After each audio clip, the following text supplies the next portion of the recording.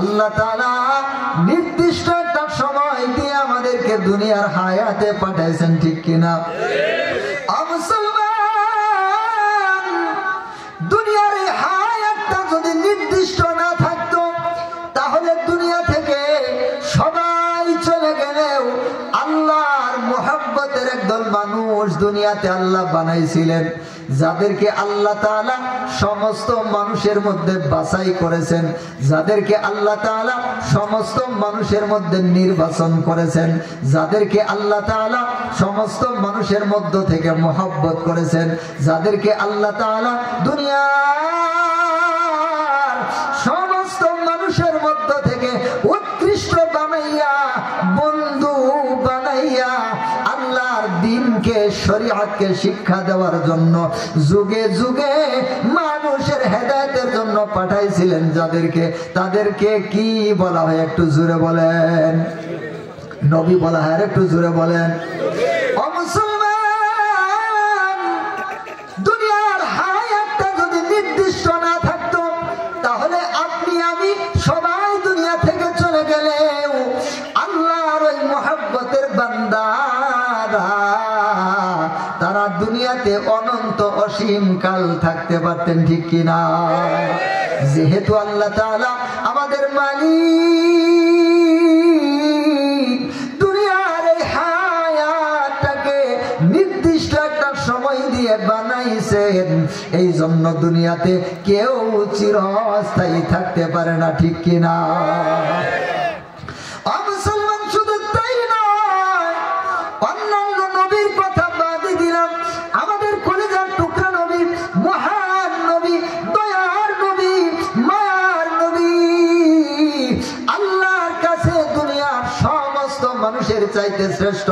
শুধুমাত্র তাই না, আমাদের কলিজার টুকরা মহান নবী শুধুমাত্র সাধারণ মানুষের চাইতে শ্রেষ্ঠ না, দুনিয়াতে পূর্ণ থেকে যতজন নবী রাসূল দুনিয়াতে এসেছেন তাদের সকলের চাইতে আল্লাহর কাছে বেশি দামি, ঠিক কিনা?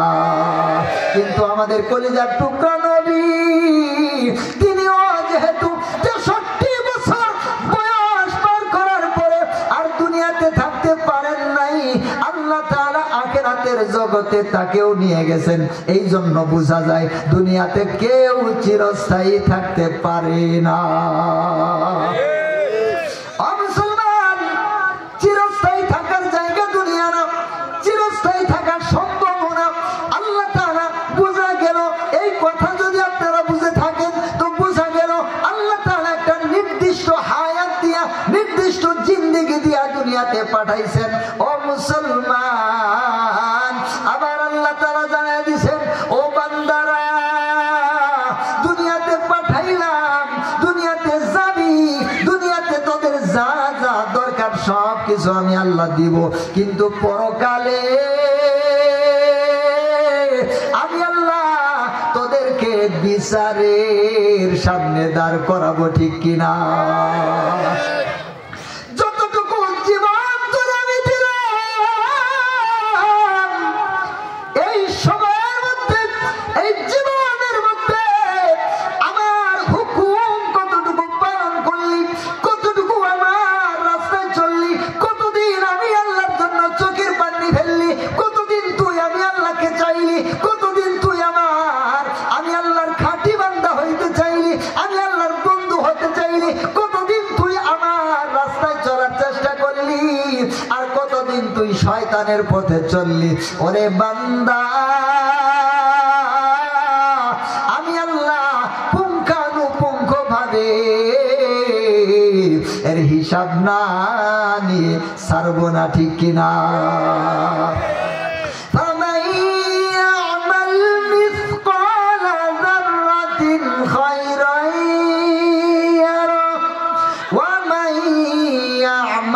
مثقال ذرة شرا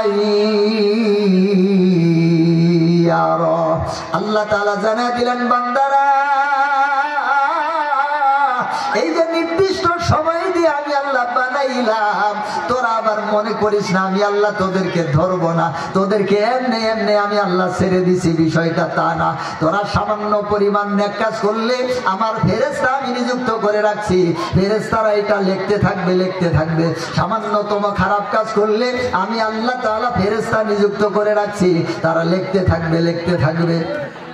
হাসরের ময়দান, ওই ময়দানে যেদিন আমি তোদেরকে উপস্থিত করে দিব, ওই ময়দানের মধ্যে কঠিন ময়দানের মধ্যে তুই থাকবি, তোর বাপ থাকবে, তোর দাদা থাকবে, তোর 14 গোষ্ঠী থাকবে, দুনিয়ার শুরু থেকে শেষ পর্যন্ত যত মানুষ দুনিয়াতে আমি আল্লাহ পাঠাইছি সমস্ত মানুষেরা হাসরের কঠিন ময়দানে উপস্থিত থাকবে। আমি সেই দিন পুঙ্খানুপুঙ্খ ভাবে তোদের কাছে হিসাব নিব রে। আমার হিসাব থেকে কেউ সেদিন বাঁচতে পারবি না, ঠিক কিনা? আল্লাহ তাআলা অন্য আয়াতের মধ্যে জানায় দিলেন, এ বান্দা আমি আল্লাহ ওই যে ফেরেশতারা সারা জীবন তুমি কি করেছো, ফেরেশতা গুনাহ লিখেছে, নেক কাজ কতটুকু করেছো, বদ কাজ কতটুকু করেছো, আমার ফেরেশতারা সেটা লিখছে। হাসরের ময়দানে এই আমলনামাটা আমি কারো ডান হাতে দিব, আবার কারো বাম হাতে দিব। সেই দিন বুঝতে পারবি এই যে জীবনে আমি আল্লাহর সাথে পরিচয় না হওয়ার কারণে, আমি আল্লাহর ইবাদত না করার কারণে, আমি আল্লাহর পথে না চলার কারণে আমি আল্লাহ তোদের উপর রাগান্বিত হয়ে যাব। তোর জীবনের সমস্ত আমলগুলা লেখা থাকবে, ঠিক কিনা? মুসলমান ভাইরা আমার, আল্লাহ তাআলা সেদিন বলবেন, পর ইকরা কিতাবাকা কাফা বিনাফসিকাল ইয়াউমা আলাইকা হাসিবা।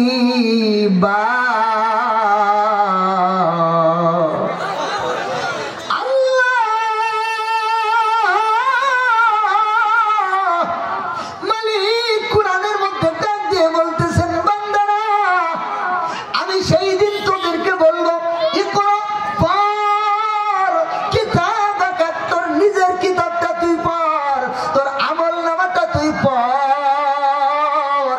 ইকরা কিতাবাকা কাফা বিনাফসিকাল ইয়াউমা আলাইকা হাসিবা। আজকে তুই নিজে নিজে একা একাই তোর আমলনামা পড়তে পারবি। কোনো হুজুরের দরকার পড়বে না, কোনো মাস্টারের দরকার পড়বে না, কোনো অন্য শিক্ষিত মানুষের দরকার পড়বে না, কোনো নবীর দরকার পড়বে না, কোনো রাসূলের দরকার পড়বে না, অন্য কোনো মানুষের দরকার পড়বে না। নিজেই নিজের আমলনামা পড়তে পারবি। এবার অনেকেই বলবে, আমলনামা তো ফেরেশতারা আরবি ভাষায় লেখছে। কি ভাষায়? ফেরেশতারা আরবি ভাষায় আমলনামা লেখছে, আমরা তো আরবি পড়তে পারি না, তাহলে আমলনামা কেমনে পড়তে পারবো?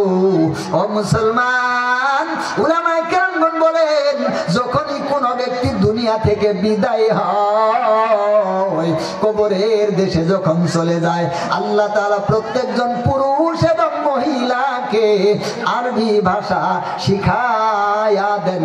অটোমেটিক আরবি ভাষা শিখতে পারে, পড়তে পারে, অটোমেটিক আরবি ভাষা বুঝতে পারে। বলেন সুবহানাল্লাহ। মুসলমান, আমলনামা সেদিন নিজে নিজেই পড়তে পারবে। আর বান্দারা ওই আমলনামা পড়ে আশ্চর্যান্বিত হতে থাকবে। রাত্রির 3টার সময় অন্ধকারের মুহূর্তে কেউ আমার পাশে ছিল না, আমি একা একা ছিলাম। ওই জায়গার মধ্যে ছোট্ট একটা গুনাহ করেছি, আজকে আমলনামার মধ্যে সুন্দরভাবে আমার ওই ছোট গুনাহটাও লেখা আছে। বলেন নাউজুবিল্লাহ। সেদিন বান্দা দেখবে ছোট্ট একটা গুনাহ, দুনিয়াতে আমি এটা গুনাহই মনে করি নাই, দুনিয়াতে মনে করছি এটা আর কি হবে, দুনিয়াতে মনে করতাম এটার তেমন কোনো দাম নাই, কিন্তু আজকে আমলনামার মধ্যে ওটাও গুনাহ হিসাবে লেখা আছে। ইয়া লাইতানা মালি মালি হাদাল কিতাব, এটা কেমন কিতাব, এইটা আল্লাহ তাআলা কেমন আমলনামা দিছে রে, লা ইউগাদিরু সগীরাতান ওয়ালা কাবীরাতান ইল্লা আহসাহা।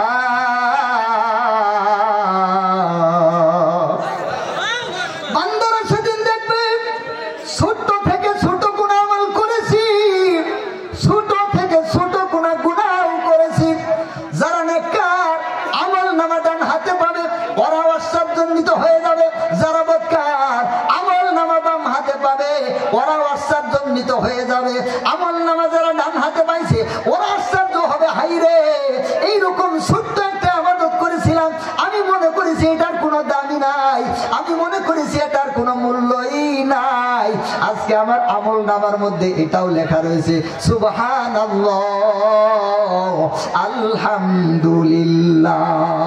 এই দিন বান্দারা আশ্চর্যান্বিত হয়ে যাবে।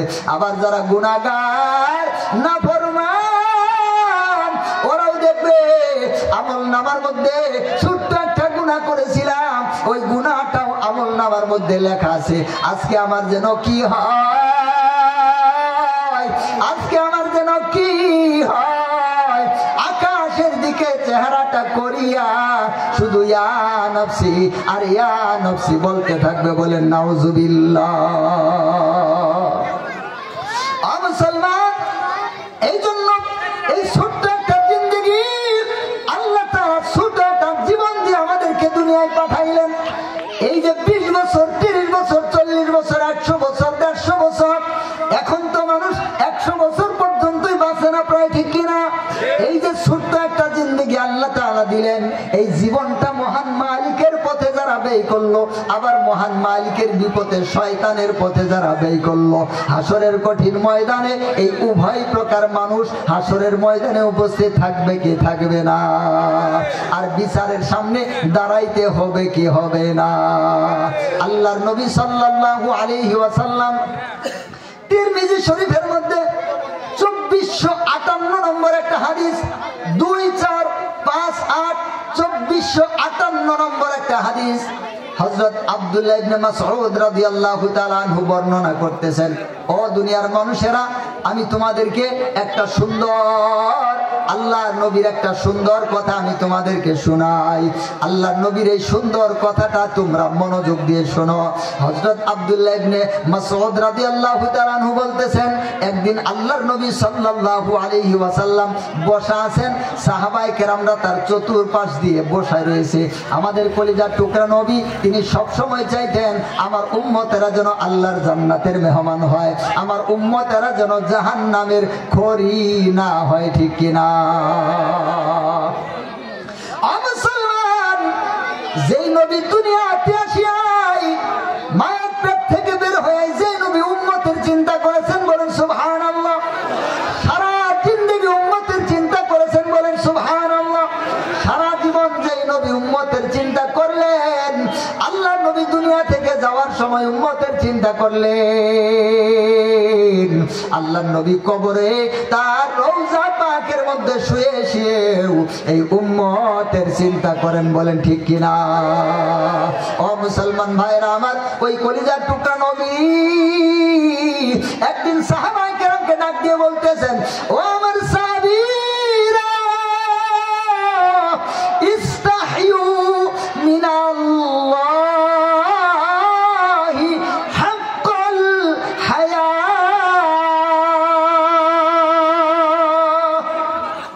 ও আমার সাহাবীরা, তোমরা যদি আল্লাহর কাছের মানুষ হতে চাও, আল্লাহর বন্ধু হতে চাও, আল্লাহর সাথে সম্পর্ক ঠিক রাখতে চাও, ইস্তাহিয়ু মিনাল্লাহি হাক্কাল হায়া, তাহলে তোমরা আল্লাহ তাআলাকে পরিপূর্ণভাবে লজ্জা করো। কি করো? লজ্জা করো, লজ্জা করো। কারে লজ্জা করবে? কারে দেখে লজ্জা করবে? আর একটু জোরে বলেন। এই রে ভাই রে, সাউন্ডটা ঠিক করেন, নাইলে মুশকিল অবস্থা। আল্লাহর নবী বলতেছেন, আমার সাহাবীরা, ইস্তাহিয়ু মিনাল্লাহি হাক্কাল হায়া, তোমরা আল্লাহকে পরিপূর্ণ লজ্জা করো। এবার সাহাবায়ে কেরামরা বলতেছেন ক্বালা কুলনা ইয়া রাসূলুল্লাহ ইন্না লা নাস্তাহি ওয়াল হামদুলিল্লাহ। ও মুসলমান মনোযোগ, আল্লাহর নবীর সাহাবীরা সঙ্গে সঙ্গে বলে উঠলেন নবী গো ইন্না লা নাস্তাহি ওয়াল হামদুলিল্লাহ। দেখেন এই কথাটা, এই হাদিসটা আমাদের জীবনের জন্য অনেক গুরুত্বপূর্ণ।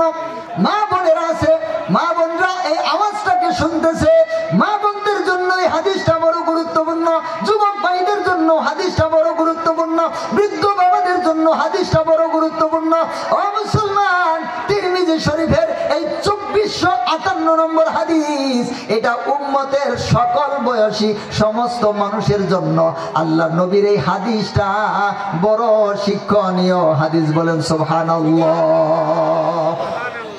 আল্লাহর নবী বললেন ইস্তাহিউ মিনাল্লাহি হাক্কাল হায়া। ও আমার উম্মতেরা, আল্লাহর নবীকে প্রকৃত লজ্জা করো, আল্লাহর নবীকে প্রকৃত পক্ষে লজ্জা করো। তো সাহাবায়ে কেরামরা বলতেছেন ইয়া রাসূলুল্লাহ ইন্না লা নাস্তাহি ওয়াল হামদুলিল্লাহ, আমরা তো আল্লাহ তাআলাকে আসলেই লজ্জা করি, আমরা তো আল্লাহ তাআলা থেকে লজ্জা পাই। এবার আল্লাহর নবী দেখেন কি বলতেছেন, আল্লাহর নবী বলতেছেন সাহাবীরা লাইসা যাকা, আমি যেই লজ্জার কথা বলেছি তোমরা সেই কথাটাকে বুঝো নাই। তোমরা মনে করেছো একজন মানুষ আরেকজন মানুষ থেকে যেমন লজ্জা করে, একজন মানুষ আরেকজন মানুষ থেকে যেমন লজ্জা পায়, দুনিয়ার লজ্জা বলে তোমরা যেটাকে বুঝাও, তোমরা মনে করেছো, তোমরা হয়তো ওই লজ্জা মনে করেছো। আমি কিন্তু তোমাদেরকে ওই লজ্জার কথা বলি নাই। আমি তোমাদেরকে যেই লজ্জার কথা বলেছি এটা হচ্ছে হাক্কাল হায়া, প্রকৃত লজ্জা, আসল লজ্জা, এটাই হচ্ছে মূল লজ্জা। বলেন সুবহানাল্লাহ। এবার সাহাবায়ে কেরামরা চুপ হয়ে গেলেন। যেহেতু সাহাবায়ে কেরামরা যেই ইচ্ছা করেছিলেন, যেটা মনে করেছিলেন সেটা সঠিক হয় নাই, এই জন্য সাহাবায়ে কেরামরা চুপ হয়ে গেলেন।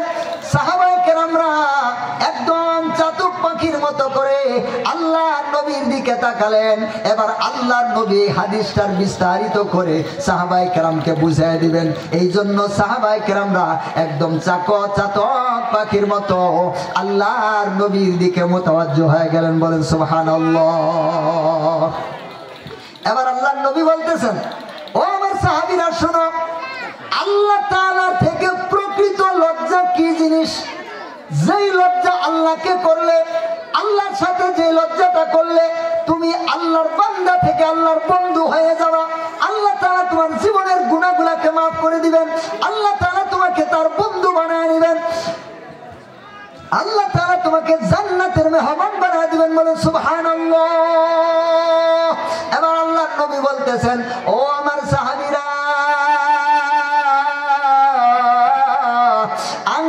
তাহফাদার রাসা ওয়া মা ওয়া।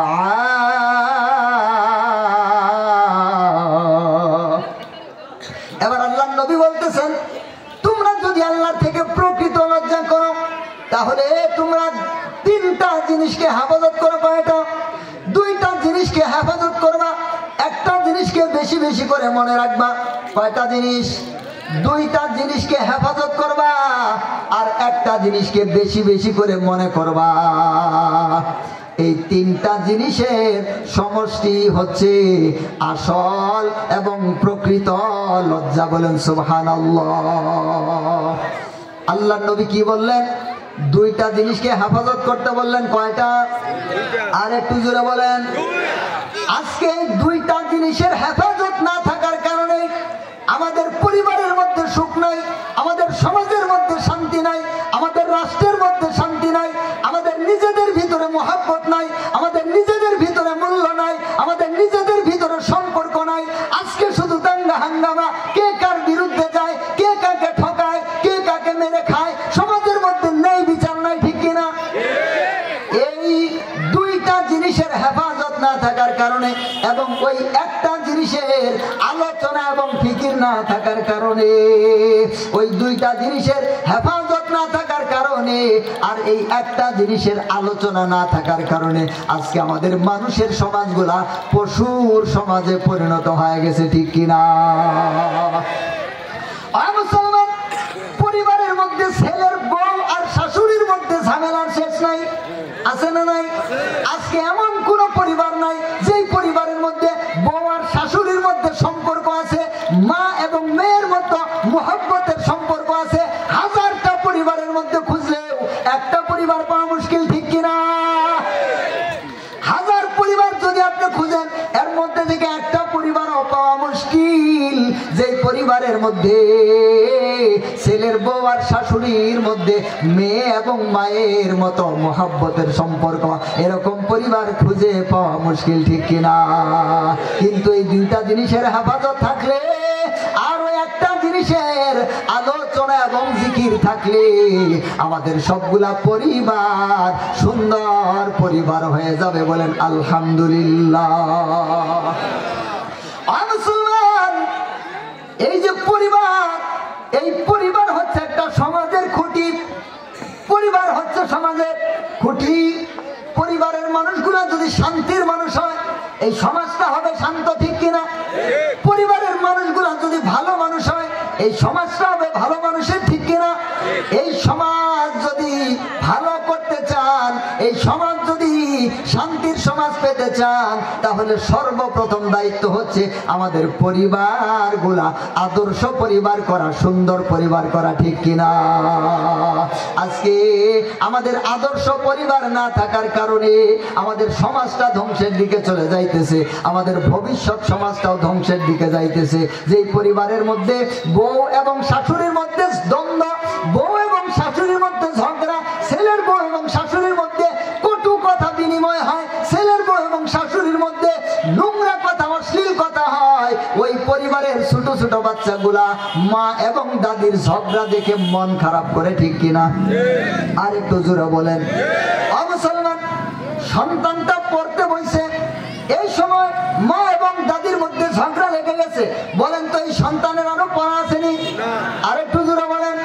এবার মনে করেন এই বউ আর শাশুড়ি যার মুখে যা আসলো, দুইজনে পাল্লা দিয়ে ঝগড়া করলো। কে কত গালি দিতে পারে, কে কত খারাপ কথা বলতে পারে, কে কত মন্দ কথা বলতে পারে, কে কত কাপড়ের নিচ থেকে বলতে পারে, ঠিক কিনা? মুসলমান, ঝগড়া বাজলে হুঁশ থাকে না, কাপড়ের নিচ থেকে কথা বলা শুরু হয়, ঠিক কিনা? কে কত মন্দ কথা, খারাপ কথা বলতে পারে, এই ধরনের কথাবার্তা গুলা বলে, কারণ যে যত শক্ত কথা বলবে সে তত বিজয়ী হবে, ঠিক কিনা? এই জন্য অনেক বড় শক্ত কথাগুলা বলতে থাকে। এর মধ্যে মায়ের মন হচ্ছে একরকম, স্ত্রীর মন হচ্ছে একরকম। দুইজনে ঝগড়া করে যখন গালাগালি শেষ হয়ে গেছে, তারা দুইজন এবার গাল ফুলাইয়া চুপ করে বসে রয়েছে। এবার যেই লোকটা সারাদিন খেতে খামারে কাজ করছে, শরীরটা ক্লান্ত, মনটা বড় গরম, বাড়িতে যখন আসছে দেখে বউয়ের গাল আছে 4টা, মায়ের গাল হয়ে আছে 4টা, দুইটার মধ্যে এবার 8টা গাল হয়ে গেছে, ঠিক কিনা? এবার বউয়ের কাছে গেছে, বউয়ের কাছে জিজ্ঞাসা করছে কি হয়েছে, তোমার মা ওরে জিজ্ঞাও আছে না নাই? এবার মায়ের কাছে জিজ্ঞাসা করছে কি হয়েছে মা, কি হয়েছে? এবার মা কয় তোর বউয়ের জিজ্ঞা। এইরকম ভাবে প্রথমে আর মাথাটা গরম, ঠিক কিনা? এবার যখন বউয়ের কাছে আইছে, আমার মারে জিজ্ঞাসা করলাম, মা তো তোরে জিজ্ঞাসা করতে বললো। এবার কয় তুমিও যেমন খারাপ, তোমার মাও তেমন খারাপ, আছে না নাই? মুসলমান, কয় তুমিও যেমন খারাপ, তোমার মাও তেমন খারাপ, তোমার 14 গোষ্ঠী এরকম খারাপ। সারাদিন কাজ করছে, মাথা ঠান্ডা না গরম? আর জুড়ে বলেন, মাথা ঠান্ডা না গরম? মাথা তো বহুত গরম। এবার বলছে বেশি কথা বলবি না, কুটির মধ্যে পাড়া দিয়ে ধরমু, কথা কয় না? বেশি কথা বলবি না, কি হয়েছে এটা ক। মহিলা মানুষের কিছু রক একটু বাঁকা আছে, ঠিক কিনা?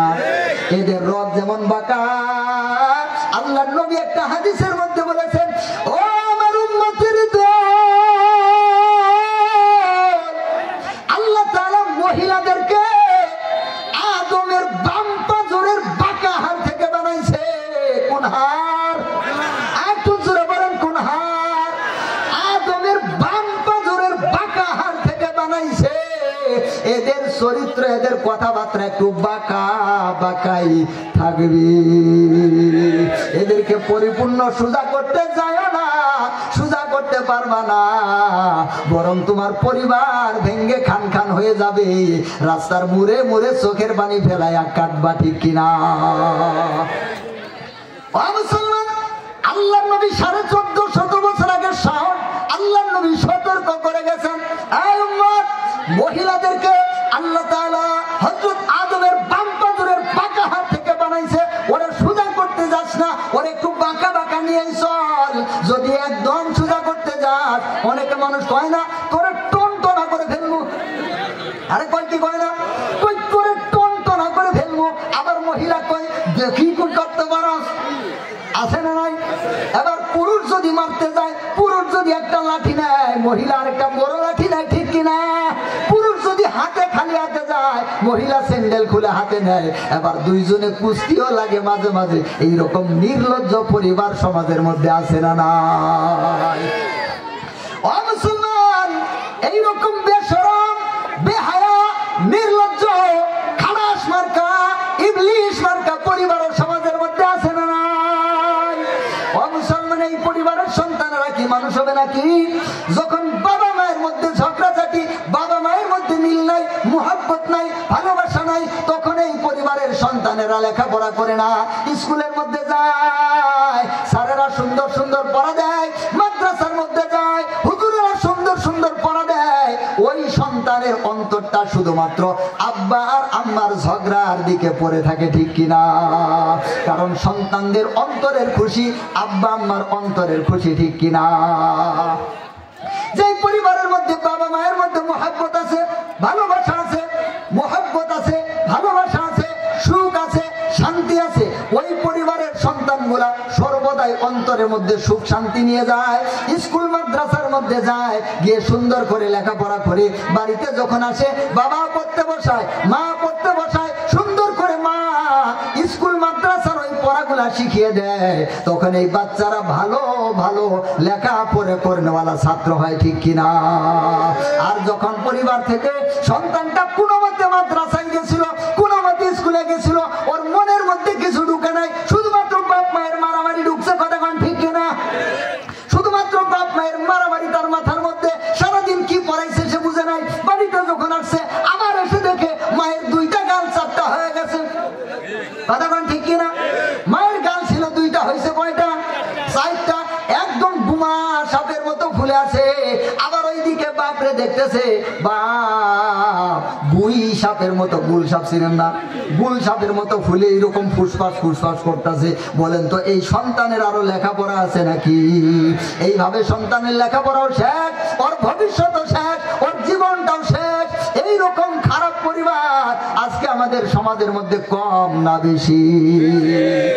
ও মুসলমান, কারণ কি আজকে আমাদের সমাজ ধ্বংস হওয়ার কারণ কি? পরিবার ধ্বংস হওয়ার কারণ কি? এর কারণগুলা এই হাদিসের মধ্যে এই বিষয়টা রয়েছে। এই জন্য আমি এর পূর্ব কথাগুলো একটু বলতেছি, যাতে করে আপনারা বুঝেন। এইরকম পরিবার যদি হয়, পরিবার যদি নষ্ট হয়, যখন এই সন্তানটা কিছুদিন পর স্কুলের পরে আগে গেছে, মাদ্রাসার পরে আগে গেছে, এই সন্তানটা তো পড়তে পারে নাই, ওর পড়াগুলা পিছনে রয়ে গেছে, কিছুদিন পর আর স্কুলে এবং মাদ্রাসায় যেতে চায় না, ঠিক কিনা? কারণ এখন হুজুরেরা পড়া ধরলে আর পায় না, স্যারে পড়া ধরলে আর পায় না। তখন অনেক সময় হুজুরেরা ধরে একটু মারে, আবার অনেক সময় ধমক দেয়। এই সন্তানটা এবার ডানে যায়, বামে যায়, ওই ফিল্ডের চতুর্মাসায় যায়, আবার ওই দিকে ঘুরতে যায়, কিন্তু আর স্কুল মাদ্রাসায় যেতে চায় না। এবার যখন স্কুল মাদ্রাসায় যেতে চায় না, আবার ছোট বাচ্চা, ওই তো কোনো কাজেও নিয়ে যাওয়া হয় না, কাজে নিয়ে যাওয়া যায় না, তখন ওই সন্তানটা বই খাতা সব ফেলে দিয়ে বিভিন্ন দুষ্ট ছেলেদের সাথে খেলে বেড়ায় সারাদিন, আছে না নাই? যেহেতু মায়ের মনেও শান্তি নাই, বাপের মনেও শান্তি নাই, এই সন্তানটা সারাদিন কোথায় থাকে, কার সাথে মিশে, এইটাও বাপ মায়ের খবর নেয় না, আছে না নাই? এই সন্তানটা আস্তে আস্তে বিভিন্ন বাচ্চাদের সাথে আজকে এটা খেলে, কালকে ওইটা খেলে, আজকে তাস খেলে, কালকে অমুক খেলে, কালকে তমুক খেলে, এর অমুকের মোবাইল নিয়ে ফ্রি ফায়ার খেলে, আছে না নাই? রাস্তার মোড়ের মধ্যে বসে কয় ধর ধর ধর ধর, মার আছে না নাই? আই রে কি আজব দুনিয়া, লেখা নাই পড়া নাই আল্লাহ নাই রসুল নাই, রাস্তার পাশে বসে হইলো ধর ধর ধর ধর। হাসির একটা মজার কথা শুনেন, মুরব্বী একটা যাইতেছে, একদম বুড়া বুড়া মানুষ, বুড়া মানুষ একদম মুরব্বী, মাথাটা বেঁকে গেছে, একদম বেঁকে গেছে। এই লোক কয়েকটা বাচ্চা একসাথে বসে ওই যে মোবাইল টিপতেছে, মুরব্বী ওইখানে পার হয়ে একটু সামনে চলে গেছে, উনি যাইতেছে, হঠাৎ এরা বলছে ধর ধর ধর ধর। মুরব্বী তো মনে করছে হাই রে কি হইলো, মুরব্বী দিছে দৌড়, কিন্তু মুরব্বী মানুষ তো দৌড়াইতে পারে না, কিছুক্ষণ কেউ আসার পরে গেছে, আসার পরে পিছনের দিকে দেখি কিরে কেউ তো নাই, এরা ওখানে বসে আছে, কোনো সমস্যা নাই, কুকুরও নাই, বিড়ালও নাই, বাঘও নাই, ছাগলও নাই, কোনো কিছুই নাই, রাস্তা একদম ফাঁকা, কেউ নাই, লাঠি নিয়েও কেউ আসে নাই, কুকুরও আসে নাই, তাহলে এরা ধর ধর কইলো কেন? তো মুরব্বী এটা বক বক করতে করতে যাইতেছে, মানে মুরব্বী ভাবছে আর আমার সাথে কেলদামি করছে, মজাক করছে, ঠাট্টা করছে, আমারও উল্টায় দিছে, এই জন্য মুরব্বী রাগ করছে, ওদেরকে কিছু বলে নাই, আবার ওরা বেয়াদব বললে আবার কি হয়, এই জন্য গালাগালি করতে করতে যাইতেছে। সামনে গিয়ে আমার সাথে সাক্ষাৎ, আমি বললাম মুরব্বী কারে গালি দেন, সমস্যা কি? মুরব্বী বলতেছে হুজুর আর বলিয়েন না, পুলাপান যে এত খারাপ হয়ে গেছে, আমি একটা মুরব্বী মানুষ, আমারে পর্যন্ত এরা ডোর খাওয়াইছে, আমার সাথে পর্যন্ত কেলদামি করে, আমার সাথে পর্যন্ত ঠাট্টা করে। আমি বললাম কিসের ঠাট্টা? পরে বলতেছে, বললাম যে মুরব্বী কাহিনীটা কি একটু খুলে বলেন। বলতেছে এখান দিয়ে আসতেছিলাম, এই ঘটনা ঘটছে। আমি বললাম মুরব্বী ওরা আপনারে বলে নাই, ওদের সামনে পেয়ারে মোহাব্বতের একটা 6 ইঞ্চির জিনিস আছে, ওদের সামনে পেয়ারের মোহাব্বতের 6 ইঞ্চির একটা জিনিস আছে, যেই জিনিস নিয়ে ওরা খায়, যেই জিনিস নিয়ে ওরা ঘুমায়, যেই জিনিস নিয়ে ওরা গোসল করতে যায়, যেই জিনিস নিয়ে ওরা হাঁটতে পর্যন্ত যায়। এক কথা কি ভুল বললাম নাকি? লেট্রিনের মধ্যে যা ওইটা নিয়েই যায়, নিয়ে যায় নাকি? বলে যতক্ষণ পর্যন্ত বসে থাকবো, পাছার কাম পাছা করবে, হাতের কাম হাত, কথা কয় না কেন? আছে না নাই? আর পাছার কাম পাছাই করবে, হাতের কাম হাত। যুবক ভাইরা মনে হাসতেছে, কই হুজুর কাম সাইরা দিছে আজকে, হুজুর আমগর মারেফত সব শেষ করে ফেলছে, কথা কন ঠিক কিনা? হুজুর বলেন ঠিক কিনা? আজকে আমাদের সমাজ এরকম কিনা, ঠিক কিনা? ওই যে রাত্রিবেলা একটা ছেলে ঘুমাবে, ঘুম বাদ দিয়ে রাত্রের 1টা 2টা 3টা পর্যন্ত ওই যে পেয়ারে মোহাব্বতের জিনিসের সাথে শুধু টিপাটিপি করতে থাকে। আর ওইটা শুধু এমনি এমনি চলে না, ওইটারে চলানোর জন্য এমপি ভরা লাগে। কি ভরা লাগে? আর একটু জোরে বলেন, এমপি। এমপি কি ভরা লাগে? আর একটু জোরে বলেন, এম বি বি। আরে একদিন এক মহিলা এসে দোকানের সামনে, আমি যাইতেছি দোকানের সামনে, দোকানদারেরও কইতেছে কয়টা কি হাত হতো, আমার গেল্লা বললে মোবাইলের মধ্যে এমপি ভরবো। কি ভরবো? কয় আমগর গেল্লা বলে মোবাইলের মধ্যে এমপি ভরবো, কয়টা টাকা দাও। এটা শুনে হাসবো না কাঁদবো? দোকানে যে সমস্ত পোলাবান ছিল আরো সবাই এসে উঠছে, কিন্তু মোবাইলের মধ্যে এমপি ভরবো। এমপি পাস হয় এত মানুষের ভোট দিয়ে এক একজন এমপি, এই এমপি বলে কই ভরবো? মোবাইলে ভরবো। ওইটা এমপি না, আসলে কি না এমপি না, ওইটা এমপি। এবার এই ছোট ছোট বাচ্চারা মোবাইল কিন্তু ওইটা এমনি এমনি চলে না, ওইটাতে এমবি ভরা লাগে। এই জন্য বাজারে আপনি কিছু বেচতে দেন, টাকা কাটায়, আছে না নাই? আপনি কোনো কিছু কিনতে দেন, যদি 1 কেজি লবণ কিনতে দেন, সম্ভবত মাঝে মাঝে এমনও করবে 3 পোয়া লবণ কিনে 1 পোয়া লবণের টাকা কাটায় দিবে, ঠিক কিনা? আপনি যেই খরচ দেন ওইখানে ঝামেলা বাজাবে, আজকে এটা বলবে, কালকে ওইটা বলবে, এমনি এমনি বলবো 60 যাইছে, বলবো 7 টাকা যাইছে। যদি বলেন কিসের টাকা, ওই এত কিছু বলতে পারবো না, পড়াইলে টাকা দেওয়া লাগবো, আছে না নাই? মুসলমান পড়াইলে টাকা দেওয়া লাগবো, ওইটা কোন টাকা দেওয়া লাগবো? ওইটা ওই টাকা দিয়ে এমপি ভরবো, এমপি। ওই এমপি ভরে পেয়ারে মোহাব্বতের জিনিস চালাবো, আর বলবো ধর ধর ধর ধর, মার মার মার মার, ঠিক কিনা? ও মুসলমান, মুসলমানের পরিবার, মুসলমানের সমাজ আজকে ধ্বংসের দ্বার প্রান্তে পৌঁছে গেছে, ঠিক কিনা? ও মুসলমান, এই সমাজ থেকে সম্মান উঠে গেছে, মোহাব্বত উঠে গেছে, ভালোবাসা মধ্যে ন্যায় বিচার নাই, আজকে সমাজের মধ্যে শান্তি নাই। ও মুসলমান, কারণ কি? কারণ আমরা আল্লাহর দ্বীনকে ভুলে গেছি, ঠিক কিনা? ও মুসলমান, যেই কথাটা বলতেছিলাম, যেই হাদিসটা পড়ার জন্য আমি আপনাদেরকে এই কথাগুলো বললাম, আল্লাহর নবী বললেন, আমার সাহাবীরা শোনো, দুইটা জিনিসকে যদি তোমরা হেফাজত করো আর একটা জিনিসকে যদি স্মরণ রাখো, তাহলে আল্লাহর সাথে তোমাদের পরিপূর্ণ লজ্জা রক্ষিত হবে। বলেন সুবহানাল্লাহ। এবার আল্লাহ নবীর সাহাবায়ে কেরাম একদম চুপচাপ হয়ে গেলেন, একদম শান্ত হয়ে গেলেন, একদম সুন্দর হয়ে বসে গেলেন। তারা আল্লাহর নবীর কাছে শুনবেন আল্লাহর নবী কোন কথাগুলা বলে, যাতে করে আমরা ওই কথাগুলোর উপর আমল করতে পারি। এইবার সাহাবায়ে কেরাম বসে গেলেন। আল্লাহর নবী বললেন, আনতা ফাদার রাসা ওয়া মা ওয়া।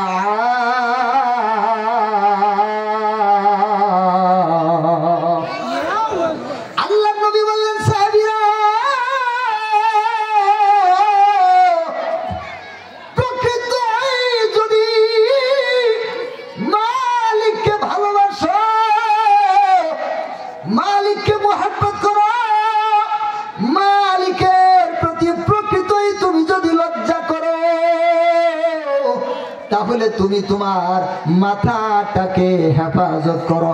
বলেন সুবহানাল্লাহ। এবার আল্লাহর নবী বললেন, আনতা ফাদার রাসা ওয়া মা ওয়া। তুমি তোমার এই মাথাকে হেফাজত করো এবং এই মাথার ভিতরে যা আছে, এই মাথা যা কিছুকে ধারণ করে, তুমি আর সব কিছুকেই হেফাজত করো। বলেন সুবহানাল্লাহ। ও মুসলমান, একটু ভালো করে বুঝেন, আমার দিকে একটু মনোযোগ দেন। আল্লাহর নবী বললেন, যদি তোমরা আসলে আল্লাহকে লজ্জা করো, যদি আসলে আল্লাহর খাঁটি বান্দা হতে চাও, যদি জান্নাতের মেহমান হতে চাও, যদি তুমি আমি নবীর খাঁটি উম্মত হতে চাও, তাহলে তুমি একটা কাজ প্রথমে করো। এই কাজটা হচ্ছে তুমি তোমার মাথাকে হেফাজত করো এবং এই মাথা যা কিছু ধারণ করে তার হেফাজত করো। ও মুসলমান, আমরা একটু ভালো করে বুঝি, এই মাথার হেফাজত এবং মাথার মধ্যে যা আছে তার হেফাজত, এই মাথার সাথে সম্পৃক্ত পাঁচটা জিনিস আছে। কয়টা? আরো জোরে, জোর হইল না। তাই বলে কিন্তু বিড়ি দিব না। এই বাঙালিরা কিন্তু বিড়ির জন্য সারা রাত পর্যন্ত চিল্লায়, কই অমুক ভাইয়ের চরিত্র ফুলের মতো পবিত্র, ওই খাড়া সে আল্লাহর ঘরে যায় না এক ওয়াক্ত। মানুষের টাকা মেরে খায়, মানুষের চাঁদাবাজি করে খায়, মানুষের ধন সম্পদ মেরে খায়, হক বিচার বেহক করে খায়। আছে না না? মুসলমান, এক প্যাকেট বিড়ির জন্য মুসলমান কি পরিমাণ মিথ্যা কথা কয়। আছে না নাই? একদিন মসজিদে শুয়ে আছি, এটা বহু আগের কথা, প্রায় আজ থেকে 8-10 বছর আগের কথা। আমি ছাত্র জামানায় বাড়িতে আসলে মসজিদেই থাকতাম। শুয়ে আছি নির্বাচনের সময়, দুইজন লোক গল্প করতে করতে যাইতেছে। একজন কয়, কয় কাপ খাইছোস আজকে? তো আরেকজন কয়, 25 কাপ। এই যে আমার সামনে কোরআন, আমি আল্লাহর দ্বীনের স্টেজের মধ্যে বসে আছি। অনেকেই হয়তো বলবেন, হুজুর মনে হয় একটু বাড়ায় কইতেছে। আল্লাহর কসম করে বলি, আমার সামনে কোরআন আছে, আমি বাড়ায় বলতেছি না। আমি কেবল ঘুমাবো, মানে প্রস্তুতি নিছি, কেবল ঘুমাবো। ওরা খাইছে দাইছে, মানে লেখাপড়া করছি কিছুক্ষণ আলহামদুলিল্লাহ করে, এখন ঘুমাবো এই প্রস্তুতি নিছি। প্রায় 11:15 বাজে এই সময়। তো একজন আরেকজনের সাথে গল্প করে যে আজকে কয় কাপ খাইছো? কই 25 কাপ। দেখেন তো, 25 কাপ চা যদি কেউ খায়, এর জিন্দেগির অবস্থাটা কেমন? ওই চা যারা বানায় ওরাও আবার চালাক। শেষ পর্যন্ত করে কি, এক সময় এগুলো এখন কম, আগে বেশি হইতো, কারণ এখন চা পাতি বেশি পাওয়া যায়। আগে চা পাতিও কম পাওয়া যাইতো, ওই বিভিন্ন বড় বড় বাজারে গিয়ে চা কিনে আনা লাগতো, ঠিক কিনা? এরা করতো কি, ওই যে খেরের পালার উপরে কিন্তু কিছু খের থাকে, ওগুলা বৃষ্টির কারণে লাল হয়ে গেছে। কথা কয় না, রোদ্রের কারণে আর বৃষ্টির কারণে মরে গেছে। শেষ পর্যন্ত ওখান থেকে খের এনে ডেকচির মধ্যে দিয়ে জাল দেওয়া শুরু। লাল হইলেই হইলো, ঠিক না? লাল কালার হইলে হইলো, তাহলেই চা। আর বাঙালি খা, আবার খা, 25 কাপ খা, 30 কাপ খা, আর শেষ পর্যন্ত দিছে গুড়, ওই যে মিঠাই, আগে যে তেল নালি জাতীয় এক ধরনের মিঠাই ছিল না, এখন তো এগুলো উঠে গেছে নাকি, আপনারা তো দেখছেন এখন এগুলো নাই তেমন, ওই নালি মিশা দিছে, লাল হইলে খা। এরাও পাইছে বাঙালি ওই মান না পাইলে আল কাতরা খায়। বাঙালি খাইছে কেউ 20 কাপ 25 কাপ, আবার কেউ 2-1 প্যাকেট বিড়ি নিয়ে সারা রাত চিল্লায় ওই অমুক ভাইয়ের চরিত্র ফুলের মতো পবিত্র, অথচ এই খারাপে নামাজ পড়ে না এক ওয়াক্ত। তো যারা এই রকম খারাপ মানুষের বিরুদ্ধে স্লোগান দিছে, বলেন তো এরা কি তাদের আমানত, তাদের ইমানের আমানত, তাদের জবানের আমানত ঠিক রাখছে? আর একটু জোরে বলেন। মুসলমান কি কখনো কোন নাফরমানের পিছনে গিয়ে, কোন বেঈমানের পিছনে গিয়ে এই রকম স্লোগান দিতে পারে? মুসলমানেরা মুসলমানদের পিছনে স্লোগান দিবে, মুসলমানেরা হক্কানি আলেম ওলামার পিছনে স্লোগান দিবে, মুসলমানেরা যারা সঠিক ভালো মানুষ, আসলেই ভালো মানুষ, তাদের পিছনে স্লোগান দিবে, ঠিক কিনা? এই যে 1 প্যাকেট বিড়ির জন্য আপনি যে আমানতটা বিক্রি করলেন, ইমানটা বিক্রি করলেন, কিয়ামতের দিন ফেরেশতারা বলবো 25 কাপ খাইছস না, পাড়ায় বের করবো 30 কাপ। কথা কয় না, কথা কয় না। কই খাইছস কই কাপ? হাত জুড়ে বলেন খাইছস কই কাপ? ফেরেশতারা বলবো আয় কবরে আয়, পাড়ায় বের করবো 30 কাপ। গুর্জ নিয়ে বসে আছে, কি নিয়ে? একটা বাড়ি মারবে 70 হাত মাটির নিচে ঢুকে যাবে, বলেন নাউজুবিল্লাহ। আবার ওখান থেকে টেনে উঠাবে। আল্লাহ নবী সাল্লাল্লাহু আলাইহি ওয়াসাল্লাম বলেছেন, এই উম্মতেরা শোনো, আল্লাহ তাআলা আমাকে জাহান্নামের সফর করাইছেন। আমার ডান পাশে এসেছে জিবরাইল, বাম পাশে এসেছে মিকাইল, 2 জন ফেরেশতা এসে আমাকে একদিন নিয়ে গেছে, আমি ঘুমের মধ্যে সব দেখেছি। আমাকে একদিন বলতেছে, হে মুহাম্মদ সাল্লাল্লাহু আলাইহি ওয়াসাল্লাম, আসেন আপনি আমাদের সাথে আসেন। তো আমাকে নিয়ে গেল, আমি দেখতে পেলাম একজন ব্যক্তি বসে আছে, আরেকজন ব্যক্তি দাঁড়ায় আছে। যেই ব্যক্তি দাঁড়ায় আছে তার হাতের মধ্যে আগুনের কাঁচি। আগুনের কি? আর একটু জোরে বলেন। হাতের মধ্যে আগুনের কাঁচি। যেই ব্যক্তিটা বসে আছে ওই ব্যক্তির ডান গালটাকে তিনি কাটতে কাটতে কাটতে কাটতে এই গলা পর্যন্ত কাটেন।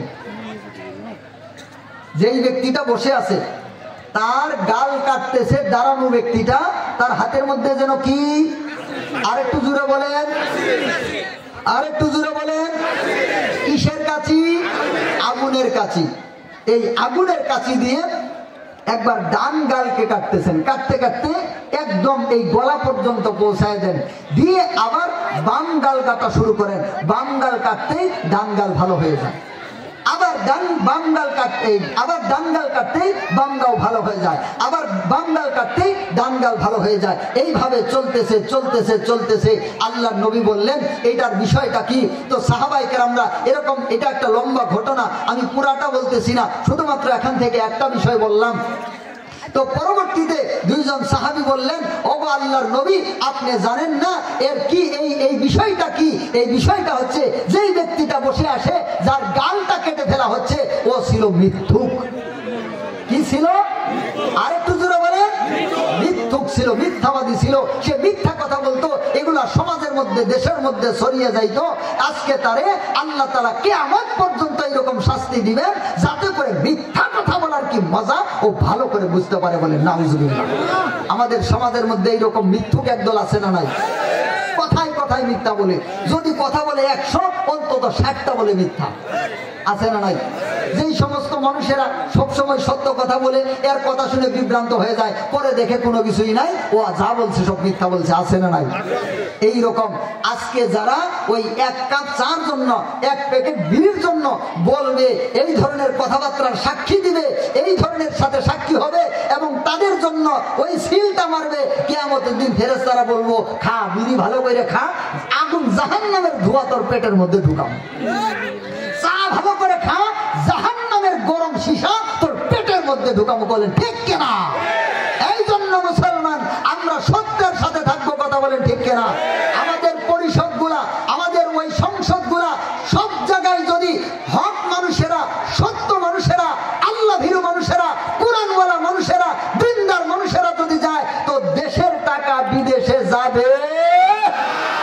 দেশের টাকা বিদেশে গিয়ে বেগম পাড়া হবে। এই যারা দিনদার মানুষ ওরা চেষ্টা করবে এই দেশকে উন্নত করার জন্য জন্য।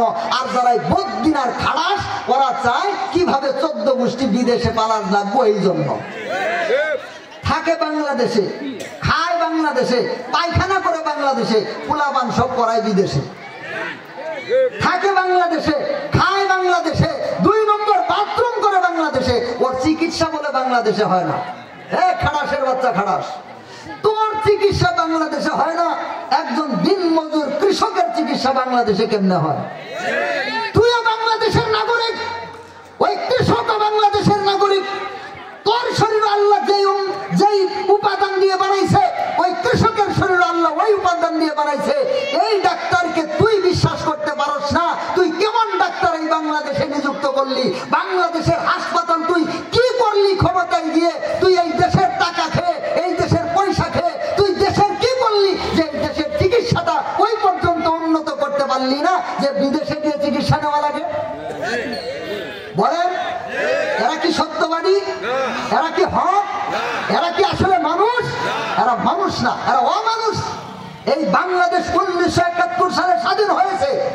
এই বাংলাদেশের পরে বিশ্বের অনেকগুলা দেশ স্বাধীন হয়েছে। আজকে অনেকগুলা দেশ বাংলাদেশে উন্নত রাষ্ট্রে পরিণত হয়ে গেছে, আর আমরা ফকন্নির বাচ্চা ফকন্নি আছি। শুধু চাল চুর, ডাল চুর, গম চুর, আদা চুর, চিনি চুর, চুর আর চুর, চুর আর চুর, চুর আর চুর, জোরে বলা ঠিক না? গরিবের টাকা মেরে খায়, গরিবের টাকা চুরি করে খায়। এরা হচ্ছে সার পোকা। জোরে বলেন, কি পোকা?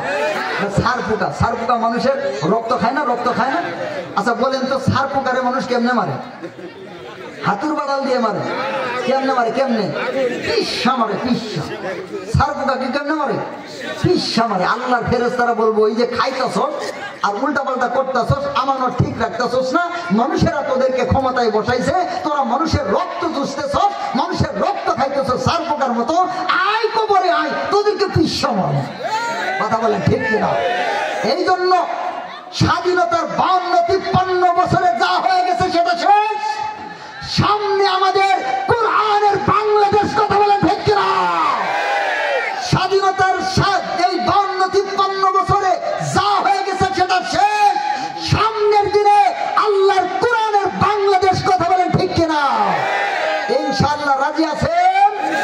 ও মুসলমান, যারা সত্য নিয়ে আসবে, সত্য কথা বলবে, হক নিয়ে আসবে, আমানতদারি নিয়ে আসবে, ঈমান নিয়ে আসবে, আমল নিয়ে আসবে, আকীদা নিয়ে আসবে, দ্বীন নিয়ে আসবে, মুসলমানিত্ব নিয়ে আসবে, আমরা তাদের সাথে। আর যারা বাটপারি নিয়ে আসবে, চুরি নিয়ে আসবে, চামারি নিয়ে আসবে, ভণ্ডামি নিয়ে আসবে, নষ্টামি নিয়ে আসবে, আমরা তাদের সাথে থাকবো না। থাকেন, মন চাইলে থাকেন, খান বিড়ি, খান চা, তারপরে দেন সাপোর্ট। কিয়ামতের দিন ফেরেশতারা করবো, তাড়াতাড়ি আয় তোরে একটু দেখি। কথা বলেন ঠিক কিনা?